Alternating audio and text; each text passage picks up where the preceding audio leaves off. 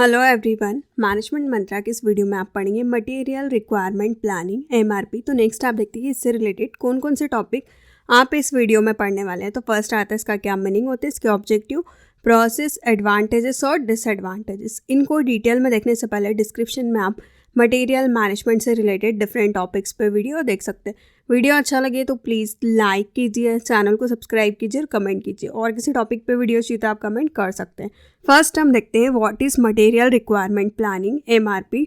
MRP आप standard supply करते हैं प्लानिंग सिस्टम को, जो कि हेल्प करता है बिजनेस को प्राइमरी प्रोडक्ट बेस्ड मैन्युफैक्चरिंग पे। इसमें आप समझते हैं कि इन्वेंट्री की कितनी रिक्वायरमेंट है, आप कैसे बैलेंस करेंगे सप्लाई और डिमांड के बीच में।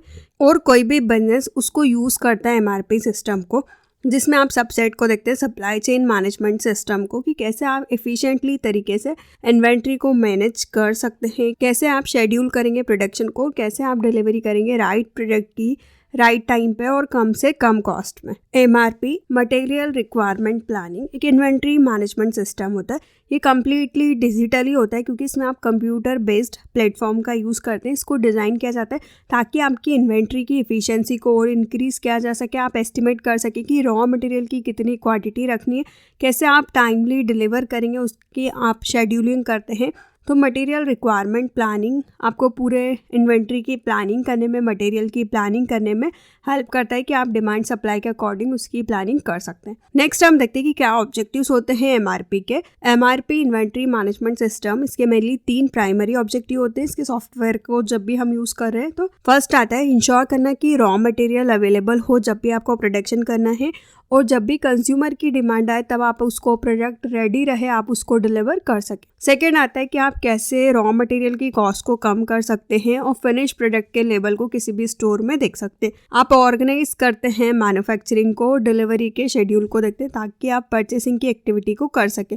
तो आप इसमें मैन्युफैक्चरिंग करना, डिलीवरी के शेड्यूल को देखना और परचेसिंग की एक्टिविटी को देखना है। बेसिक ऑब्जेक्टिव होता है कि जब भी आपका ऑर्गेनाइजेशन कम प्रोडक्टिव है, मतलब कम प्रोडक्शन करता है, तब आप एमआरपी इन्वेंट्री सिस्टम को वहाँ पे इम्प्लीमेंट नहीं कर सकते। नेक्स्ट हम देखते हैं कि एमआरपी की क्या स्टेप्स होती है, क्या प्रोसेस होती है। तो फर्स्ट आता है identify requirement to meet demand, कि कैसे हम रिक्वायरमेंट को आइडेंटिफाई कर सकते हैं ताकि हम डिमांड को मीट कर सकें। सेकेंड आता है checking inventory and allocating resources, कि आप इन्वेंट्री को चेक कर सकें और रिसोर्सेज को अलोकेट कर सकें। थर्ड आता है शेड्यूलिंग प्रोडक्शन, कि आप प्रोडक्शन की शेड्यूलिंग करते हैं कि कब आपको प्रोडक्शन करना है, कितना करना है, और आइडेंटिफाई करते हैं कि क्या इश्यूज है और उसके अकॉर्डिंग रिकमेंडेशंस देते हैं। तो फर्स्ट आता है identify requirement to meet demand. ये फर्स्ट स्टेप होती है एमआरपी प्रोसेस की, कि आप कंज्यूमर की डिमांड को आइडेंटिफाई करते हैं कि उनकी क्या रिक्वायरमेंट है, आप उसको कैसे मीट कर सकते हैं। और ये स्टार्ट होता है कि कंज्यूमर ने कितना ऑर्डर किया है सेल्स की फोरकास्टिंग करने से।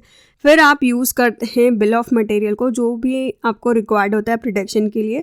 आप एमआरपी में देखते हैं कि कितनी डिमांड है, क्या कंपोनेंट्स है रॉ मटेरियल की, कितनी नीड है, और कैसे आप उन सारी चीज़ों की डिमांड को फुलफिल कर सकते हो। तो आप यहाँ पे देखते हैं कि कितनी डिमांड है, उसके अकॉर्डिंग आपके पास कितना रॉ मटेरियल होना चाहिए ताकि आप उस डिमांड को सही टाइम पे फुलफिल कर सकें। सेकेंड आता है checking inventory and allocating resources. आप इसमें यूटिलाइज करते हैं एमआरपी का, कि आप डिमांड को चेक कर सके इन्वेंट्री के अगेंस्ट में और रिसोर्सेज को अलोकेट कर सके उसके अकॉर्डिंगली।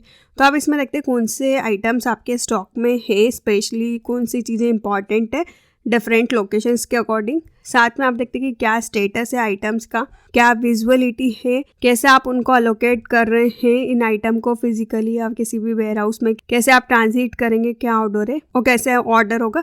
तो एमआरपी को आप इजीली यूज़ कर सकते हैं इन्वेंट्री के मूवमेंट के लिए, प्रॉपर लोकेशन के लिए, रीऑर्डरिंग के लिए, रिकमेंडेशन के लिए, कि आपके पास सारे रिसोर्सेज होना चाहिए, आपके इन्वेंट्री प्रॉपर होना चाहिए, आप उसको टाइमली चेक करते रहें। थर्ड आता है शेड्यूलिंग प्रोडक्शन।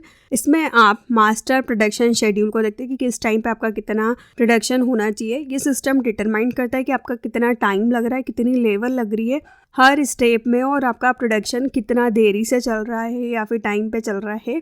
तो आप यहाँ पे प्रोडक्शन की शेड्यूलिंग करते हैं। प्रोडक्शन शेड्यूल आइडेंटिफाई करते हैं कि क्या मशीनरी है, क्या वर्क स्टेशन जिनकी आपको ज़रूरत है। ये हेल्प करता है कि आप कैसे अप्रोप्रिएटली तरीके से वर्क के ऑर्डर को बना सकते हैं, परचेस ऑर्डर को, ट्रांसफ़र ऑर्डर को, और आप इसमें सब असेंबल्स करते हैं सिस्टम को कि कैसे अकाउंट चलेगा, कितना टाइम लगेगा, क्या सब असेंबलीज होगी और कैसे आप शेड्यूलिंग करेंगे। तो इसमें आप प्रॉपर तरीके से पूरे प्रोडक्शन की शेड्यूलिंग करते हैं, पूरे मास्टर प्लान्स को बनाते हैं कि किस टाइम पे कितना प्रोडक्शन होना चाहिए, कितना टाइम लगना चाहिए, कितने लेबर्स होंगे, कितनी मशीन्स होगी, काम किस ऑर्डर में चलेगा, कितना चीज़ें परचेस करनी है, उन सारी चीज़ों के बारे में। लास्ट आता है identify issue and making recommendation. ये फाइनली MRP लिंक करते हैं कि जो भी आपका रॉ मटेरियल है, वर्क का ऑर्डर आया है, कस्टमर के जो ऑर्डर है वो ऑटोमेटिकली टीम को पता चले कितनी डीले से चल रहे हैं, क्या रिकमेंडेशन देना है कि आप उनमें सुधार कर सकें।